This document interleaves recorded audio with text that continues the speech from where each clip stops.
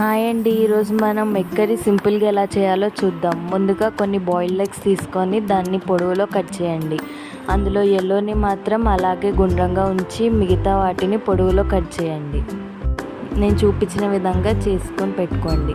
ఇప్పుడు ఒక ప్యాన్లో ఆయిల్, జీలకర్ర, మిర్చి, జింజర్, వెల్లుల్లి పేస్ట్ వేసి ఆనియన్స్ వేసి బాగా కలుపుకోండి. తర్వాత టమాటో ముక్కలు వేసి కాసేపు టమాటో ముక్కల్ని ఉడకనివ్వండి.